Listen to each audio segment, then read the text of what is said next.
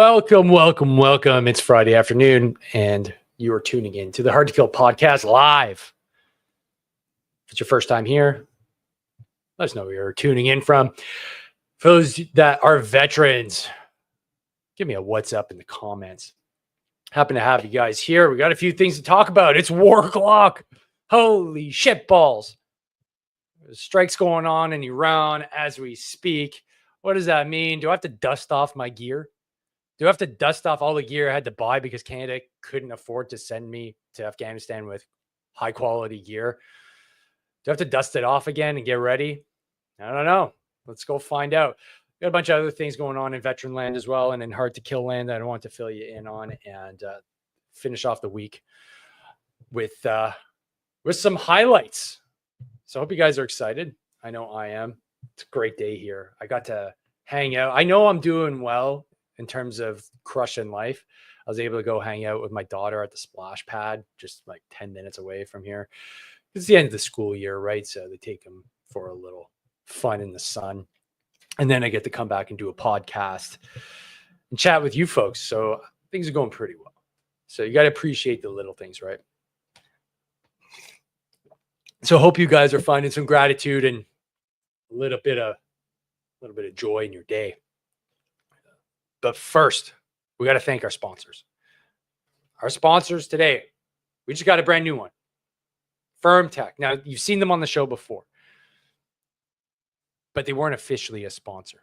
But Firm Tech, I'm a true believer in their technology, big supporter of the troops, and I'm one of the only guys that's out there saying that your sexual health needs to be taken seriously. Now, it's a new sponsorship, so I don't have any Gucci stuff to put up on the screen, but they are literally creating a cock ring. I shouldn't even say creating. They've created one. And as you giggle, this is going to save your life. Literally going to save your life, because it's going to tell you if you're going to have a cardiovascular incident way ahead of when your doctor's going to see it. Or, God forbid, you have a cardiovascular event. You go, oh, I didn't know I was a ticking time bomb. This device is going to actually give you real-time data on your phone that you can bring to your doctor and be like, hey, doc, things aren't working well. Because believe it or not, veterans have one of the highest rates of ED on the planet. We can get into a whole host of reasons why, but essentially we're unhealthy. And a lot of it is due to our wartime experience. So going to be more coming down the pipe on what that means in terms of sponsorship and what you can do in order to get yourself healthy and how you can get yourself one of these really high-tech rings. And also becoming home. I was just chatting with Dave.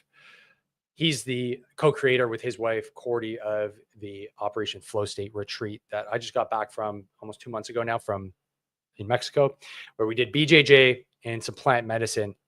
And in terms of what it does for veterans and what it did for me, it's just pure healing at its purest form. And they also have a microdosing program that I'm currently in. I'm in there for round 2. They work with veterans and first responders, and they are doing the hard work in the community that absolutely needs to get done. So they are a big sponsor and supporter of the show. So go check them out. Links are going to be in the description for both of these awesome organizations. And there's going to be more to follow this season on the Hard to Kill podcast too, with more viewership and more folks like yourself tuning in, subscribing, and liking. We're going to be able to attract more eyeballs, and what that means is more ad dollars, which helps me attract bigger guests and tougher topics. So if you haven't smashed the like button already, please do so. And if you haven't made a comment, drop a comment. It really goes a long way, believe it or not, for the algorithm, because that's all we're dealing with these days, the algorithm. So let's get right into it. Thanks so much for commenting already. And hey there, hope you're doing great on Facebook. And Bruce, what's going on, buddy? Thanks for commenting.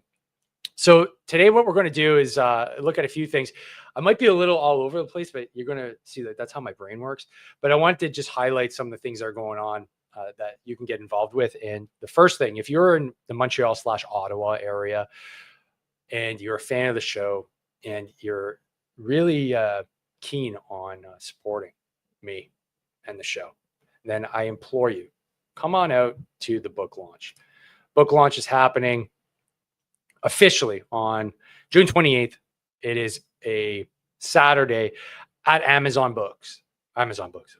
It's sold on Amazon at Indigo Books in Point Claire, in the West Island of Montreal. So this is the first time, it's the second book that I've written, actually the third book I've written, but it's the first time I actually have a real publisher. So shout out to Double Dagger, Canadian veteran-owned publishing company. But also it's the first time that I have a real big boy book launch in an actual bookstore like Indigo.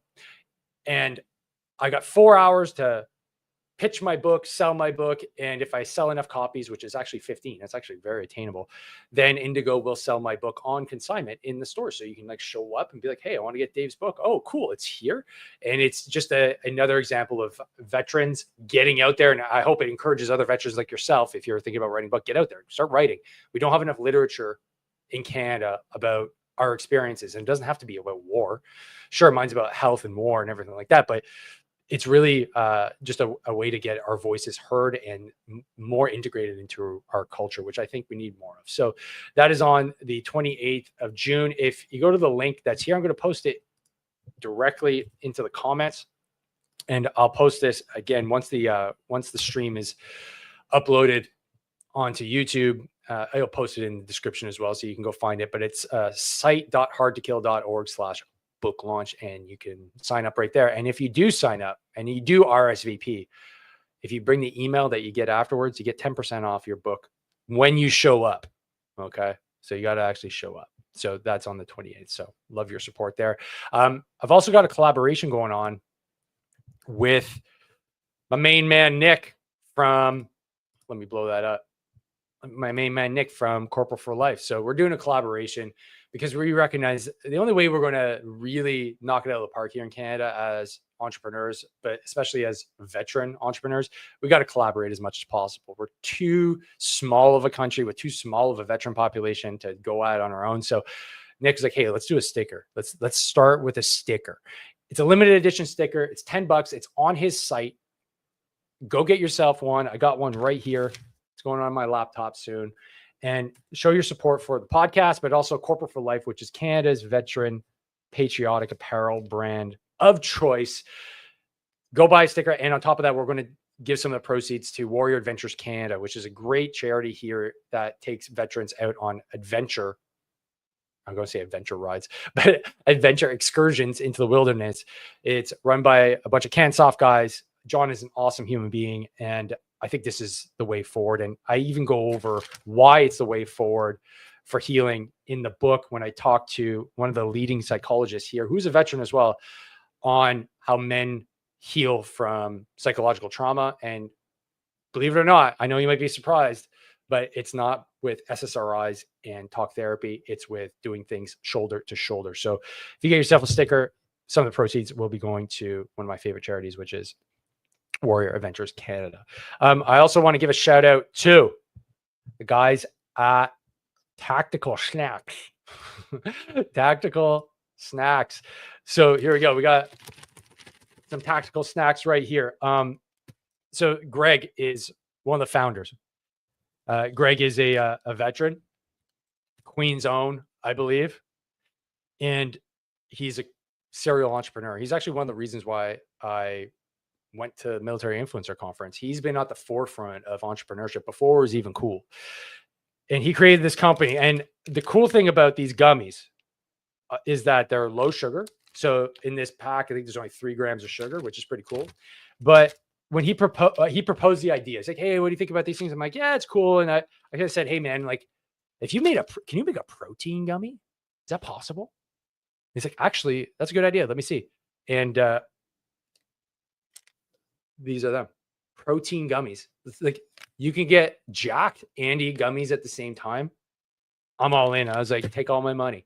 So he was gracious enough to send some out to me, but I want you guys to go get some as well. Head to their channel on Instagram. Actually, I don't have this pulled up right now because I've gone live. So unfortunately I can't do it. But that being said, go check them out, Tactical Snacks on Instagram, or go to the website, which is right here. It is amslice.com. And then it's a long, complicated one. Let me just post it here in the group chat or in the comments, and you can go check it out yourself and go support another veteran owned and operated company and have a gummy with low sugar and protein.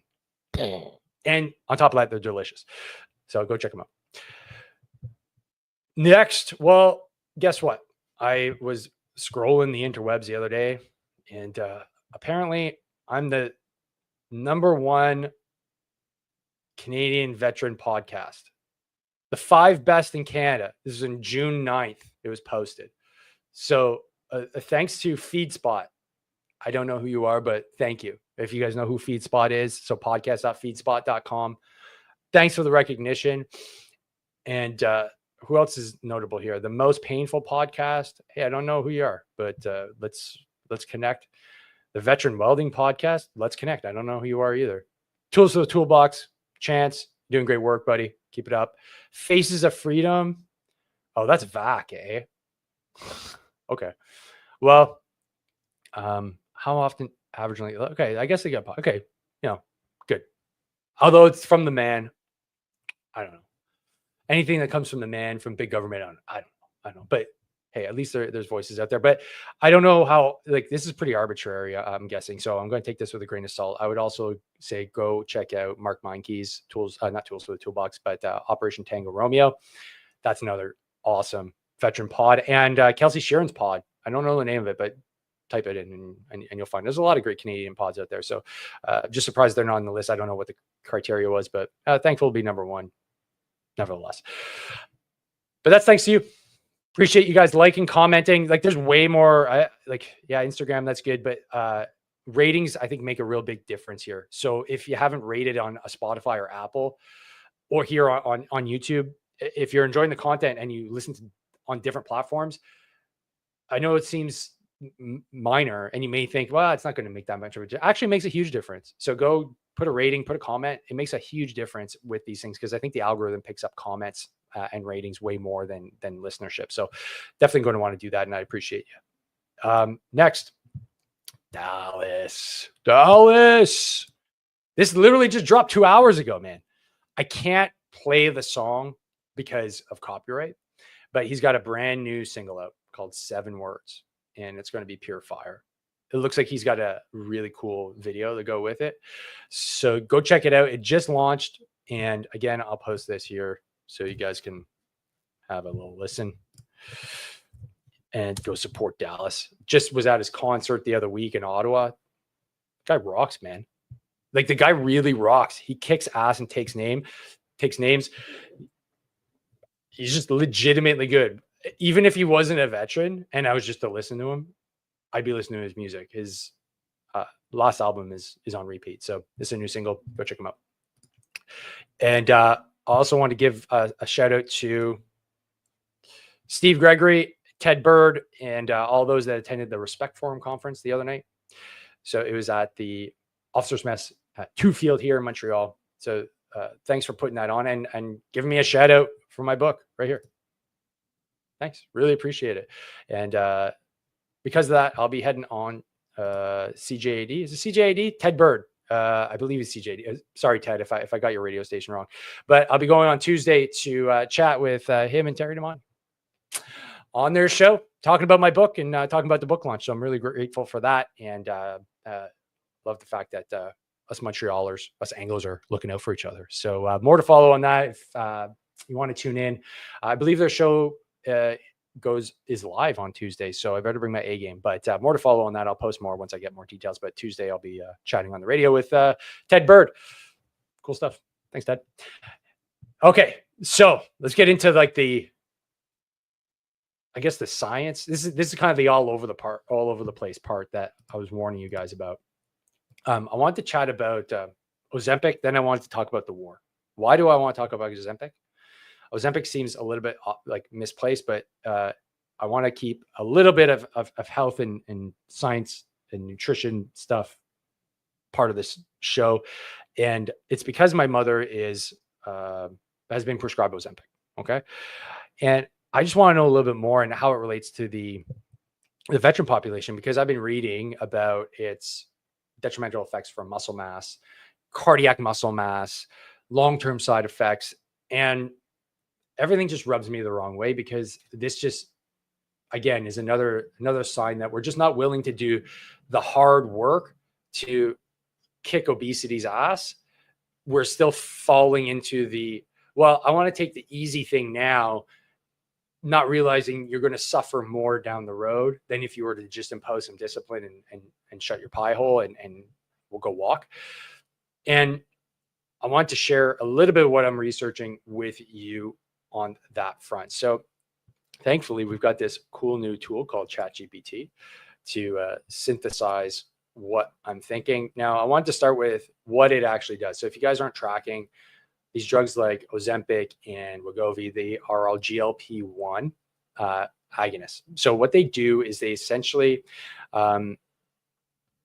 mess with your ability to sense whether or not you're hungry or not. So essentially, your hunger response is just not there. Okay, so pretty novel. It was created so that we could get a grip of diabetes, and so the goal is noble. Don't get me wrong. What it essentially does is it slows gastric emptying, like you can see here. So what is gastric emptying? Well, that means just that the food that's in your gut, if it's there physically, the signal isn't there to say that it's empty, that you need more food. So that's a good thing. So it reduces meal size. That makes sense. Stimulates insulin secretion. When insulin goes up, your hunger goes down because there's increased glucose in the bloodstream. So if your insulin levels are high, you're not going to feel hungry. Makes sense. Then suppress glucagon. Glucagon and insulin are opposites. So insulin, what it does is it helps store stuff into your cells, and glucagon helps you take stuff. So it puts glucose back into your bloodstream. Well, it suppresses that. Okay. So like it says here, glucagon raises blood sugar by signaling the liver to release glucose. Makes sense. Ozempic suppresses glucagon only when glucose is elevated, improving glycemic control. So you can see here how this works. Like if you're not getting the signals that you need to go eat more, you're not going to eat more. And what's that going to do? Well, it's going to do what a proper nutrition and exercise program is going to do. It's going to drop calories. So your energy input is going to go down, but you're also just not going to have the cravings that you typically would have, which would cause weight gain. Okay, cool. It acts on the brain, on the hypothalamus. So it reduces food cravings, appetite, reward driven eating.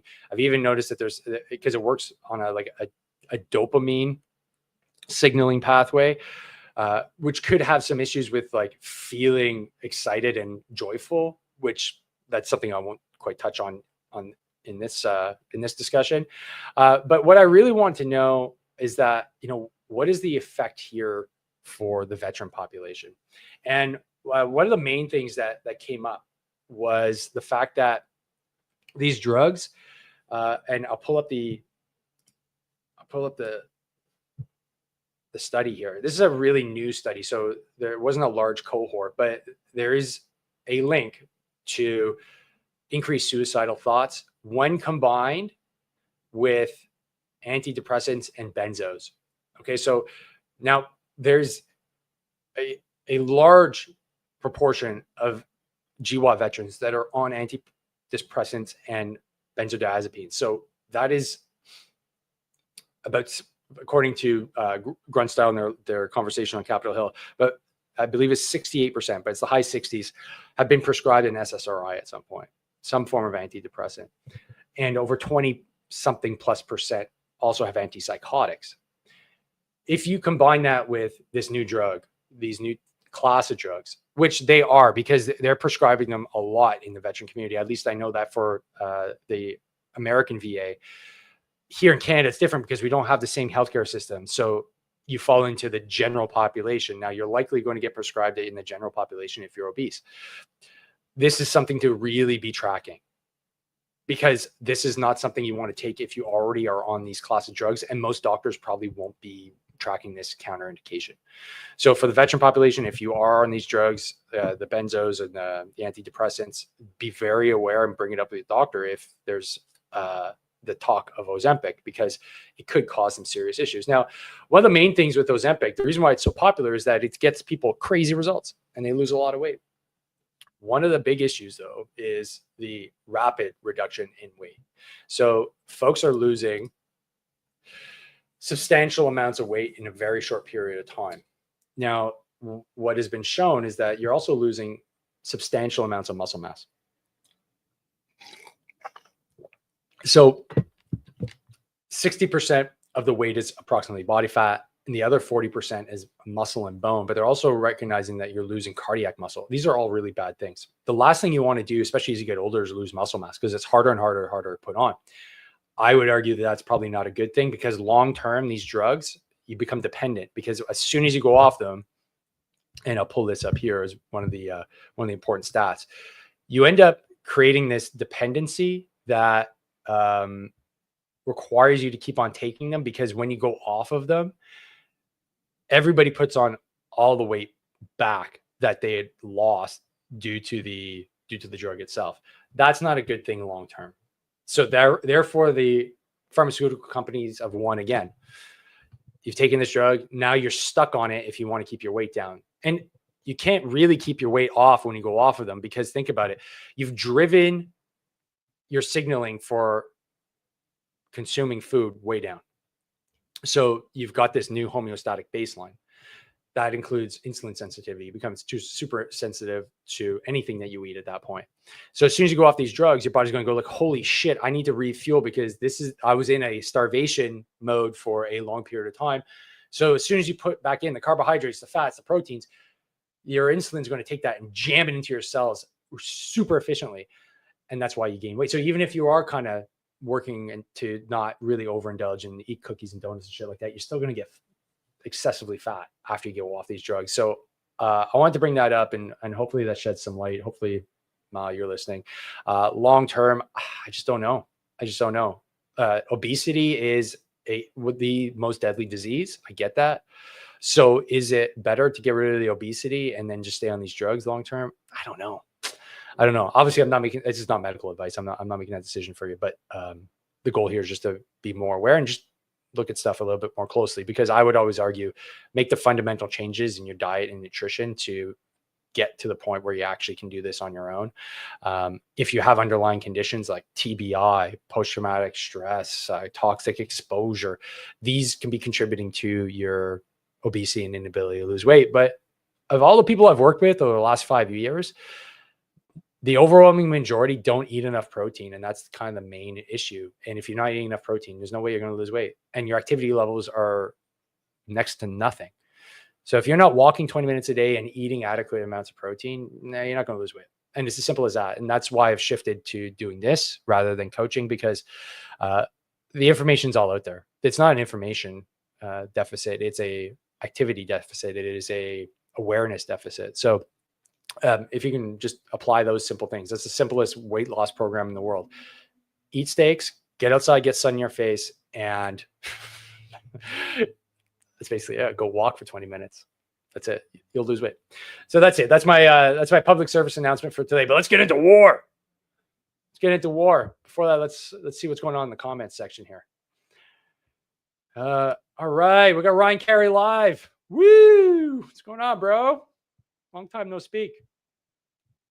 Brian, okay, good timing. Libs are talking drafting and conscription. Show me. Are you serious? Show me. Drop a link. I know the link won't. If you put the link here, it won't hyperlink. But point us in the right direction. If you have a credible link to that, I would be shocked if they'd be considering that. But if they do, hey, let's talk about that. If that were a thing, the only way I'd accept it is if every member of parliament and the Senate has a direct relative that is going to go fight. That's it. Then, okay, cool. You have a son that has to go. Awesome. Your husband has to go. Awesome. All right. But no more of this. Hey, we're going to say we're going to send the Canadian Armed Forces to war without any skin in the game. That's not the way this works anymore.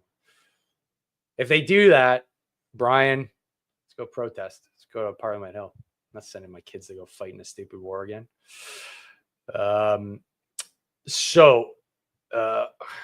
Ryan being inappropriate here. Just a tip. Appreciate it. And what else we got here? All right. And we got Phil Disable. Cool. I'm français. Moi, ça fait un bon bout que je suis pas vu. Ouais, effectivement. But I'm back. I'm back in black or in off-white every Friday at 3 p.m. Okay, so now I'm all fired up for war. Let's see what's going on in Iran. Are they getting fucked up over there? Looks like it. So, what's this now? This is some Israeli airstrikes, it seems.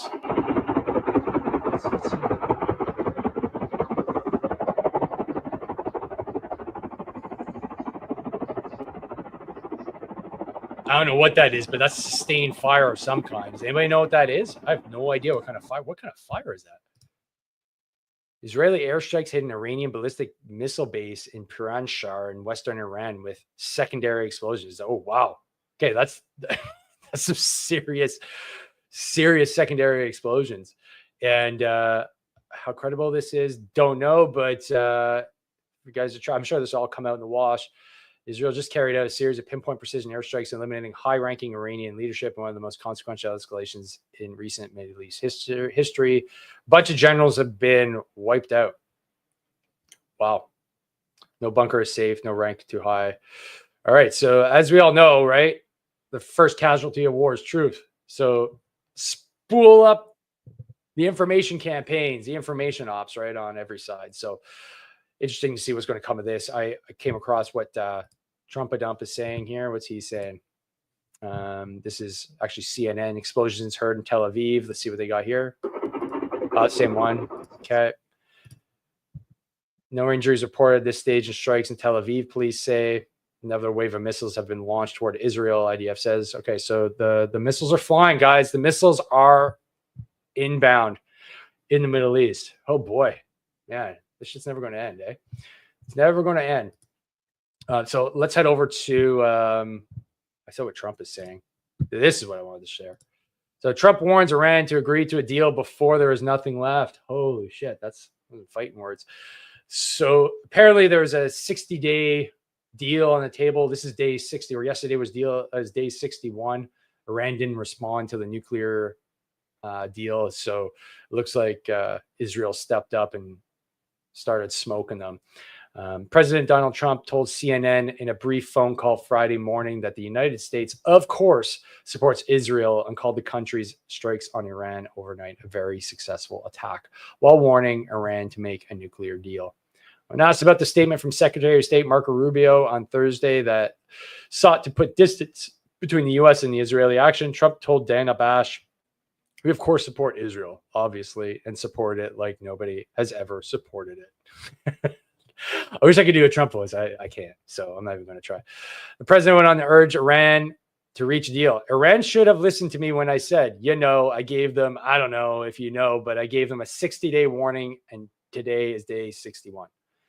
They should now, I'm still quoting Trump, they should now come to the table to make a deal before it's too late. It will be too late for them. The people I was dealing with are dead, the hardliners, the president said. He would not specify which people he was referring to. It's really hard to read Trump quotes. It's weaving. It's weaving. It's not, he doesn't speak for podcasters to be able to quote him well. So that's coming from El Trumpo, and things are getting real. Does this mean we're going to have massive conflict, as he said? I don't know. But Iran is definitely getting messed up. That's for sure. Is it going to kick off a broader war? I don't know. The Russians are closely aligned with Iran. I don't know. They're getting kicked in Ukraine. I don't know. What do you guys think? Is this going to get serious? Like, do we seriously have to think about getting our shit packed and going to the Middle East again? I mean, I'm not going to go. I'm not going to go. Expose. Let's see what we got here in the comments. I heard Tel Aviv was by some ballistic missiles. Yeah, I imagine so. I imagine there's going to be a lot of missiles getting in there. Dan, I don't think Canada will get involved. With what money? Actually, great point. Great point. I'm going to bring that up. Actually, there's a reporting done by the National Post just recently that I'll bring to light. Ryan, I got one more word. All right, buddy.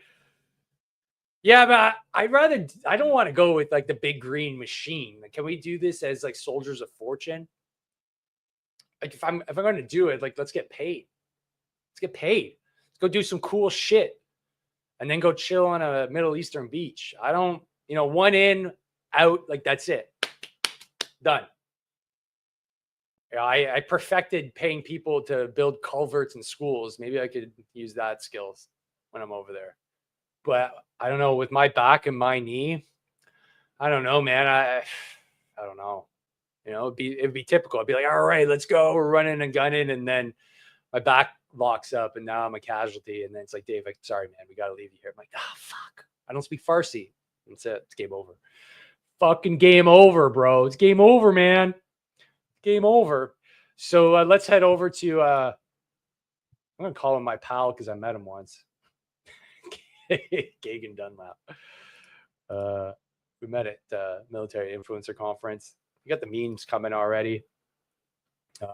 What's this one say here? I like this one. So, born too late to deploy to the Middle East. This is like Gulf War I. Born too early to deploy to the Middle East. So that's our Gulf War. Born just in time to deploy. It's okay. All right. Well, who wrote this? Was Battles and Beers. Yeah. So I guess the memes are starting to fly. Let's see what else he's got to say here. Kagan's great, by the way. Across the internet about some high-ranking Iranian military officials and nuclear scientists that were taken out as a result of this airstrike that Israel just conducted on Iran. One of them being Major General Hossein Salami, who's the commander-in-chief of the Islamic Revolutionary Guard Corps. His death was reported by Iranian state media and confirmed in multiple sources, including NBC, the New York Times, and Washington Post. The next one was Major General Mohammad Bagheri, which is the chief of staff of the Iranian Armed Forces, who is reportedly taken out in strikes on Tehran's military headquarters, though some reports are saying that that's unconfirmed at this time. Another one was Faridun Abbasi, who is a nuclear scientist and former head of Iran's Atomic Energy Organization. Another nuclear scientist, Mohammad Mehdi Tehranchi, who is a nuclear scientist and head of Azad University. Either way, some of their nuclear facilities were hit, and also like residential neighborhoods were hit and military bases. And Iran's foreign ministry so far condemned the strikes as a blatant violation of international law and asserted Iran's inherent right to self-defense. They tried to say something about regional peace and security. However, the supreme leader, Khamenei, described the attack as an act that, quote, must not be exaggerated or minimized, and indicated that Iran's response would be calculated. A senior Iranian government official reported that the military and government leaders met to devise a response plan which could involve launching hundreds of ballistic missiles at Israel immediately following any further Israeli aggression. The Iranian Revolutionary Guard Corps commander Hossein Salami, who died, stated on June 12th that Iran was ready for war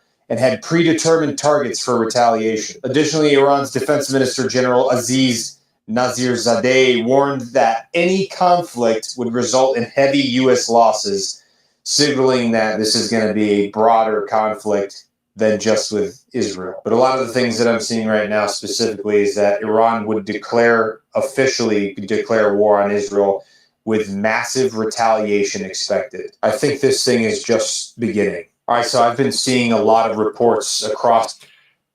Yeah, that's wild shit, man. Kagan is probably like one of my favorite news sources. He's really good at it. He just reads what's going on in the news and he doesn't really editorialize. But also he can't really because he's an active duty Marine Corps officer. So that's important to know. But he's got a great channel. So go follow the guy. He has a lot of good work in the community too. He's also always like first on the button with good shit. So here's some more of his stuff here. So what I'm showing now, because a lot of you folks will probably be tuning in on the audio version. We've got thermal imaging here. Israeli special forces confirmed as operating inside Iran. Some footage that was released just a short while ago by Mossad shows special forces, potentially Shaldag unit or from the Mossad's own operational units, making use of spike NLOs, ATGMs, likely against Iranian targets such as air defense sites. I don't know what any of those acronyms mean, but all you cool guys in the comments, feel free to educate me. I'm assuming it's some sort of airstrike. Additionally, slide 2 shows the use of loitering munition that was deployed from within Iranian territory, signaling the Mossad's ability to penetrate deep into Iran while smuggling in large amounts of hardware. So what's slide 2? Okay, watch slide 2 right now. So what is this? Is this? So it's used loitering munition that was deployed from within. I don't know what loitering munition is. Again, you cool guys that know what this means, just educate me, please. I don't know what that is. It's cool, eh? It's like an op. It's planned, and then immediately there's videos on social media. How that wasn't the case in the GWAT. You had to wait till you got your GoPro. We didn't have GoPros.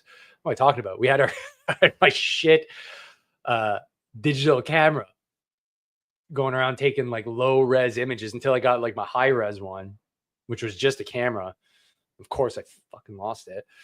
But yeah, we didn't really have any of that shit until GoPro started coming out, and then, but you still had to wait to get like high speed internet, which it wasn't that great on camp to upload stuff. Now war is just instantaneous, right? You get this cool footage. So anyways, that's interesting. Anything else going on here? What's this?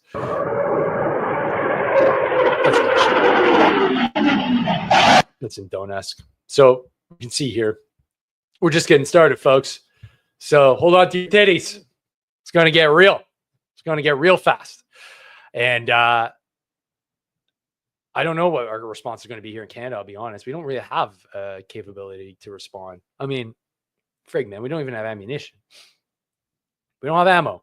We can't deploy. What are we going to deploy with? Like, of the effective strength, but we have, the last numbers I saw was like 30-something thousand. Like effective, meaning like you could actually deploy with them. That's not you can't deploy. You can't go to a near peer war with 30. Sorry, it's just not going to work. It's just not going to work. So we're just going to sit this one out. We're going to sit this one out, guys. When it comes to peacekeeping, we'll go to Golan Heights. We're already there. That's it. So Carney, if you're listening, that's what the play is here. Okay. Because if not, we can't go into a near peer war. All right. So Ryan, yeah, you talk a good game, buddy. I mean, we kick some. Let's be honest. Let's be honest. If we got integrated with a high speed unit and we knew it was coming, we'd step up our game. We'd get on the range. We would be able to hang with the big boys. At least I'm 80% sure I could, anyways. 60%. Well, ask me in a few days, maybe it'd be down to 30.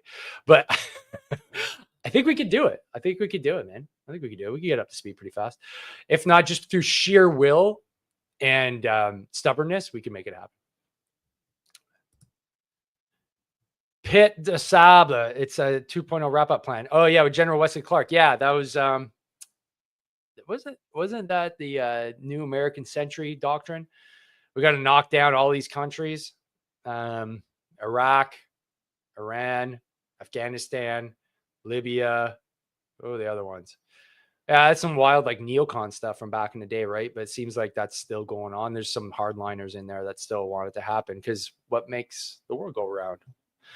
War. What is it good for? Absolutely nothing. Huh.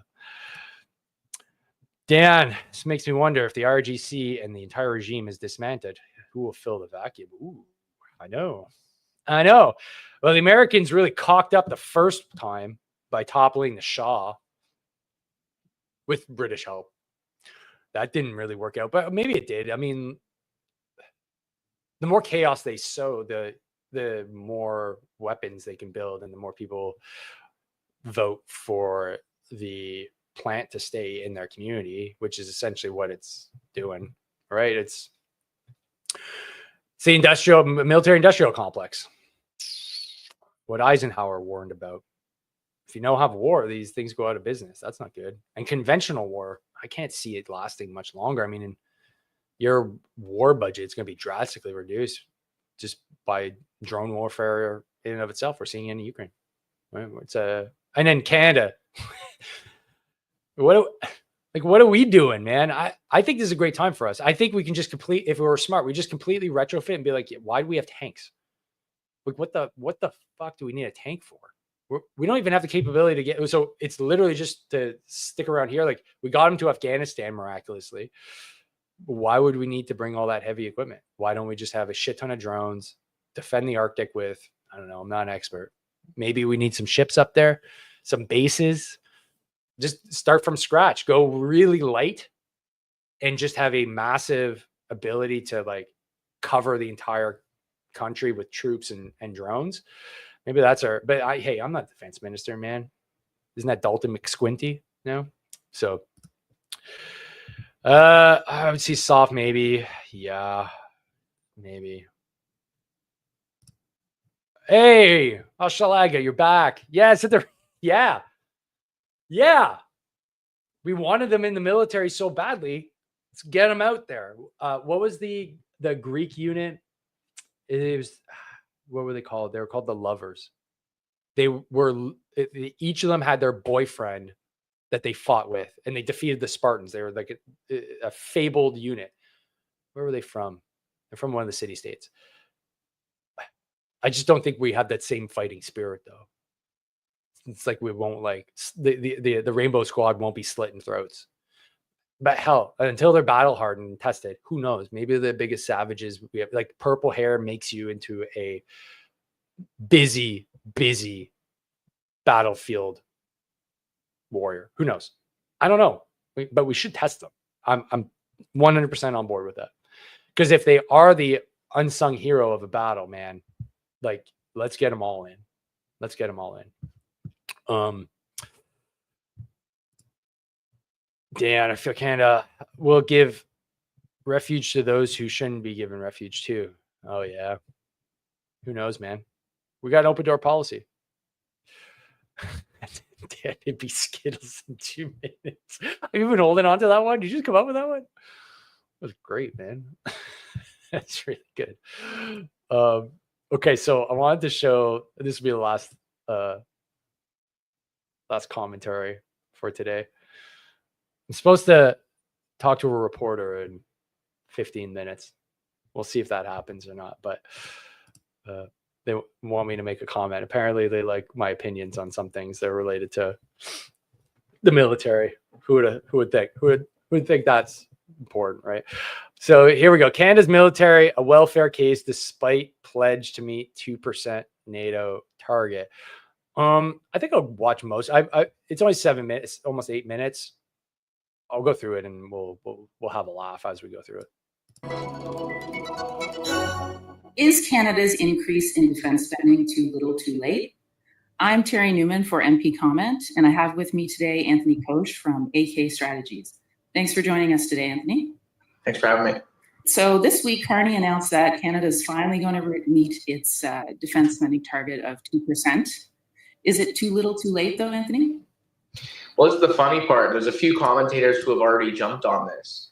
And I think it was actually Matt Gurney in particular who had said that by the time Canada finally met its 2% commitment for NATO spending, if ever, that requirement would be lifted. And it seems like that's very much the direction that we're going in. So I think there's some creative accounting going on with regards to how Mr. Carney plans to meet that 2% to begin with. But I'm happy to see it happen regardless. But it now seems like, at the behest of Donald Trump, the president of the United States, that NATO's moving towards something closer to 5% instead of 2%, given the changing global landscape. So I called it on Twitter. I was like, hey, if they're going to meet this 2%, if they want to do some clever bookkeeping, all they need to do is just incorporate the Coast Guard into the CAF. Your 2%. C'est beau, c'est fait. It's good. They're probably going to do some clever accounting like that, because I can't see how they come up like with, it's like $10 billion more money. They're talking about like pay raises. It's like, I don't know, man. When your first thing is like, yeah, we're gonna do a pay raise for your troops. Now, I'm not saying the troops don't deserve it. That's not my logic. It's yeah, but we don't have ammo. We don't have kit that is even like relevant from 20 years ago. We have rusted out old equipment. Why aren't we doing that? Why aren't we spending on that stuff rather than starting with, raising the pay of the troops? Because I mean, I'd much rather be in a vehicle that I know is not going to crash, like the tragic incident we had in Petawawa where the chopper went down, because we've got stuff that's like 30, 40 years old. How old are our CF-18s? Like, they're fucking old. Okay, the Griffins are old. The Chinooks we have are old. Everything we have is ghetto. I don't see a like saying like it's going to probably end up being 5%. We're not gonna find that cash. Where are we gonna get that cash from? Anyways, moving on. Great, we finally met or are on the verge of meeting a target we were supposed to have been meeting for the better part of the last 2 or 3 decades that we've almost every year, I believe, failed to meet.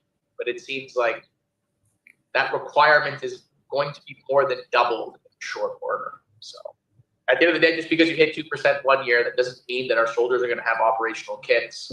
Doesn't mean that we're going to have a functioning Navy. Doesn't mean that we're going to have state-of-the-art jets. Exactly. There's a lot more that goes into it than just meeting it 2% for 1 year. This is a fundamental structural problem that will take the better part of a decade and a half to fix. Right. And there we go. Who's this guy? Anthony Koch? Anthony Koch? Koch. Whatever. Okay. Anthony, you nailed it, dude. AK Strategies. I don't know. I think you're from Montreal. Sounds like you're from Montreal. Yeah, you nailed it, man. Like the structural problem is not that the money isn't being spent. It's it goes back decades. Now, I'm no expert on the topic, but I read when we unified, right? When we made our entire armed forces under one banner, that was a disaster. And that was Trudeau 1.0. He did that. And what that did is it created a massive bureaucracy at the top with generals. It basically told the Army, Navy, and Air Force that you all have to have one standard, which makes absolutely no sense. They all have to go through the exact same procurement process. So the Army gets kit that basically is an Air Force and Navy officer working on what the rucksacks you should get. That makes no sense. So your PT standards are all the same. That makes no sense. Your kit standards are the same for Army, Air Force, and Navy. That makes no sense. So of course, structurally, you're all fucked up. And then the procurement process has to go through like Public Works Canada. Why would you do that? You only do that if your intent was to completely erode the capability of the armed forces. And looking into Trudeau's philosophy and ideology, that's what he wants to do. That's what he wants. Sorry, that's what he wanted to do, and that's what was his long-term play. And his son is he just carried on that legacy. But it's not like when the Conservatives were in, they did any better. I mean, they brought in like veteran charter that screwed us over, and they didn't like up spending to the point where like they fix all these structural deficiencies. So unless you break apart this entire structure and have somebody with the balls to actually do it, like a prime minister say like, yeah, why are we structured like this? You should be able to be lean and mean and go procure stuff on your own that you need, that is required and that's operationally relevant. We're going to be stuck in this same waste cycle of just spending money. It's all going to go to the upper bureaucracy. They're going to conduct studies and then ultimately get nowhere. We still don't have ships. We still don't have airplanes. So it's not going to go anywhere. Anyways. And as you bring up, there was a 2024 report by the Department of National Defense that basically said that our troops were unequipped. And the report also noted that there were personnel shortages and retention issues due to poor living conditions, high operational demands, and inadequate support for our troops. Now, that's really interesting considering we were already spending $53.4 billion before this latest increase that's proposed of $9.3 billion, which will bring us up to $62.7 billion. So there's a question of, even was the spending that we were doing so far it was woefully inadequate. And how was it being done? Was it being done efficiently? Yeah, I mean, on the kit side, I mean, I don't know about you guys, but how much like how many pieces of kit did you buy so that you're like good to go when you're deployed, right? I bought my chest rig, bought my gloves, I bought my boots, I bought uniforms because we didn't have the outside the wire shirts supplied. Frig, I like most of the stuff. Rails on my weapon. Frig, I bought like a ton just so I was comfortable, like quote unquote comfortable, and like didn't have like 4 mags. Like they gave me that piece of shit tack vest. I'm like, I'm not going fishing. I'm deployed with the Americans in the middle of nowhere. I need mags. Sorry, I don't know what to do. You know, like we only got like the battalion got chest rigs near the end, right? I don't know, man. It just doesn't make any sense. Our helmets were like everything was just shit. The Americans couldn't believe. They're like, you bought your chest rig? I'm like, yeah. And then all our pants were all reused, right? Like we trade in our shit at the end of the tour, and then like another guy gets them because I had like Cote or whatever written on the inside of my left pant pocket, right? I remember the commanding officer of the camp, John, we're having a cigar and like my pocket was open. He's like, who the fuck's name is that inside your pants? I was like, oh, I don't know, Cote. I don't know. It's the guy that had him before. He's like, what do you mean the guy that had him before? I'm like, well, he had these pants and then I got them. He's like, hold on a sec. You don't get issued new uniforms when you deploy? Nah, man. He's like, what the fuck kind of piece of shit he's like, some guy's sweat and blood is in these, and they give them to you, and then you give he's like, that's disgusting, because the Americans burn their uniforms when they're leaving. They go home with like one clean one. And sure, they buy a lot of their uniforms too, but at least they get new ones. You know, like he's like, you guys are pure welfare. That is the most welfare thing. He's like, he can't even get you new uniforms. That really stuck with me. He really laid into me for that. I'm like, it's not my fault, man. It's just the way it is. So, I mean, you know, if you guys bought kit, I'd love to know in the comments. Let's hit the comments. Oh, we got a few here. Omaha Shalaga. Watch yourself with those journalists. I know they're slippery. I learned a lot during the Afghan withdrawal, especially on the CBC. They want to trip you up. I was like, no. I'm sticking to my talking points here. This is the Afghan pullout. I'm not commenting on the broader work of the government. They just don't know what they're doing here. They want to get you in like the angry veteran mode, right? And be like, all right, you just fucking, you know. But this isn't that kind of interview. Small publication. Doing a favor for a friend. And then what else? Oh, we got Nick. Yo, bro, what's up? Just look at the Browning high power and the Lee Enfields that just got replaced. Yeah. Did we replace the high power? That's what I was deployed with, and at least I got new mags. But the few times I got to fire it as my secondary, in the back of my mind, I'm like, I don't know if this thing's actually going to re-rack around if I need to fire more than one round downrange. So that was that. My C8, that worked. But yeah, the Lee Enfield's like, what a disaster that is up north. They're just, the buttstocks are apparently breaking, eh? Dan, it's horrifying that service members have to buy your own gear. Yeah, I mean, it's funny how you normalize just crap circumstances. I always knew we were ghetto, so I didn't think that this was weird. Really, until John pointed out that, you know, recycling your uniform is fucking gross. It's like no matter how many times you wash it, some guy's sweat, his ball sack sweat is in those pants, dude. I'm like, I know. But it never really crossed my mind. We always got secondhand gear. Like when you sign up and you go get kitted, right? It's all somebody else's gear, somebody else's name, cross out the name. You know, if you got a brand new pair, it's like, wow, I got a brand new pair. I joined when we had the olive drabs. There's like 3 guys' names in there, man. The ODs. I didn't have my own gear. But yeah, if you wanted to have any chance of being like relevant and when you're like marching through the sands of Afghanistan. Like I had what 2, 4, 6, like I what 8 mags. Yeah, 8, and then I had a lobster pouch, lobster dump pouch, whatever you call them, for spent mags. Bought that as well. I had to trick out like the entire rig, so grenade pouches, everything like that, to make it my own.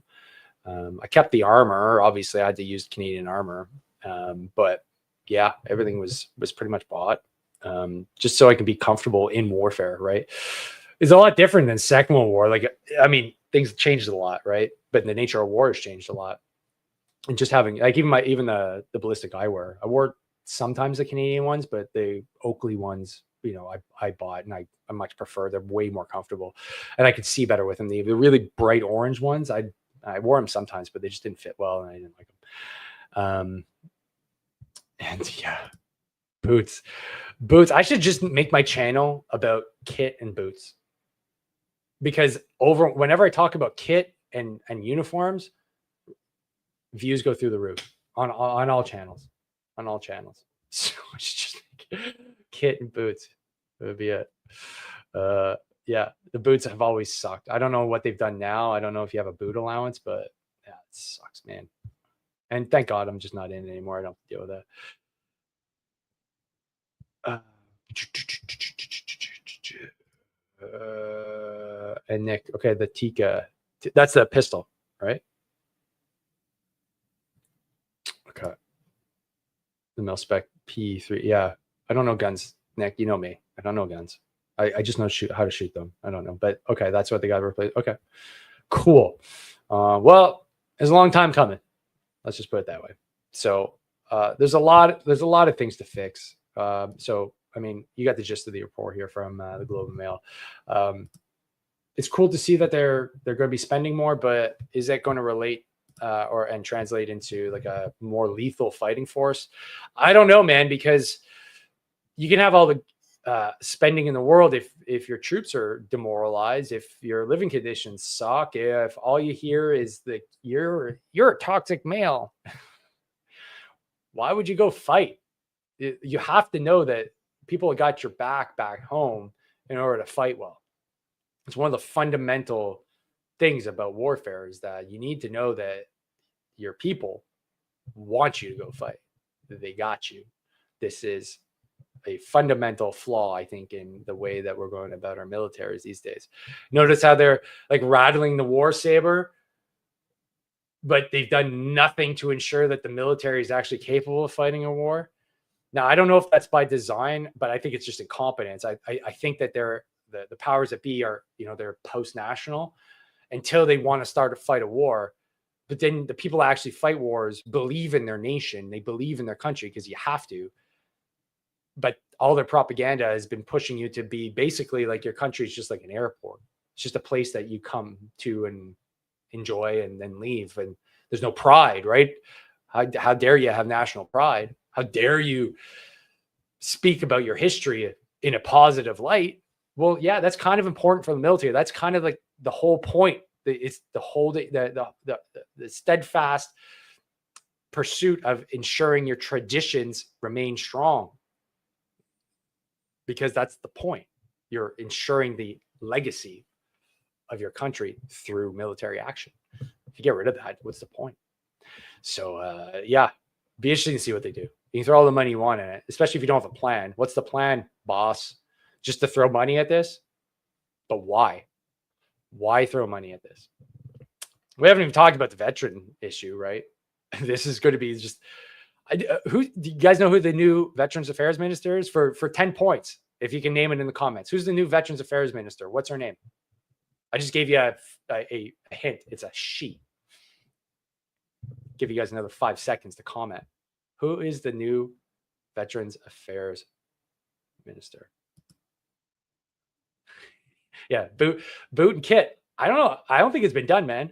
Matt Maximus does a thing that's a great channel, by the way. He reviews kit and gear. He's got a massive following. He does like all the I think he's an armored guy. He's British too, and he came over here. I think he's going back to the UK. I don't know. But either way, his channel is huge. And that's all he does. He talks about like kit and stuff like that. So I don't know. So nobody knows who the minister is. Troops, you're slacking. You're slacking. Jill McKnight is her name. Not now. Where is she? Bada bing. Bada boom. There we go. That is our Veterans Affairs Minister. First time elected member of parliament. Never served in the military. Doesn't have any connection to the military. Has yet to make a statement. Jill. God. Principles of leadership. God damn. Connect. Put it on Twitter. I mean, you've got Twitter. I've seen you tweet. You've been at events. Like, hey, excited to be the new Minister of Minister of Veterans Affairs. Looking forward to start hammering on the following issues. My door is always open. I don't know, anything. Crickets. Not looking good, Jill. Not looking good. But I'd love to have you on the show. Let's get you up to speed. We got some things we need to chat about. Carney put you in a bad situation. Let me tell you, bad one. But I guess that's a topic of another show. So guys, war's popping off. What does that mean? I don't know. Us old dogs. I don't know. Unless Ryan, you got a plan. I don't know. I think I'm all wore out. One was enough. But I can tell you one thing. When it comes to war, I think I'm embracing my inner Vietnam era veteran philosophy and peace, love, and happiness, man. No more fucking wars. So if the war saber starts getting rattled here in Canada, I can assure you I'm going to be speaking out that no. Unless there's 100% buy-in and every one of those parliamentarians has skin in the game, meaning one of their sons or daughters will be going to fight in the war, we're not going, man. Because then that means you can just send us to die and you don't give two flying fucks. And that's exactly what happened during Afghanistan. Nobody gives two flying fucks because nobody went. It was the same people going over and over and over again. All for what? I got a podcast channel of it, so I guess that's good. But ultimately, we have no memorials. Veterans are just expected to sit back and get stoned on their couch and not kick up a stink. We don't have anybody advocating for us, and it shows. So if there's any more wars moving forward, unless we get a lot more serious with our country, no thanks. And we're not going to get on board. At least I'm not. Thanks to our sponsors. Becoming Home. Go check out their Operation Flow State and their microdosing protocols, which are really helping out. Their new Operation Flow State is going to be, they're going to be looking for new folks in July, I believe. More to follow on that. And they have a way that VAC can actually support you because they did for me. So you're definitely going to want to pay attention. We're going to be talking more about that. And FirmTech. FirmTech is making sure that veterans get a grip of their ED issues and ultimately make sure that they have a healthy heart. Thanks to them, they're helping veterans one cock ring at a time. So stay tuned for more information on those two amazing companies. And shout out to Tactical Snacks. Okay. Go get your Tactical Snacks. Type it in the Google. Go on Instagram. I think I might be able to pull it up here. Share this tab. Let's see if we can get Tactical Snacks up. If I could spell, that'd be good. Tactical Snacks. Go check them out and give them a follow. Here we go. On IG. That's them right there. So, and go get yourself a bag. Some protein gummies. Holy shit. $1 million idea right there. I want a sponsorship, guys. Hook me up. Hook me up. And if you haven't got your book yet, go pick up a copy of Harden the Fuck Up. Available on Amazon and soon to be available at Indigo Books if you're in the Montreal area on the 28th of June. Would love to see you at the official book launch. Who knows? You might even be able to get a nice official limited edition sticker in collaboration with Corporal for Life. That's it for me, folks. If you haven't done so, hit the like button, hit subscribe, share with a buddy or two, and train hard, fight easy. See you on the next one. Peace.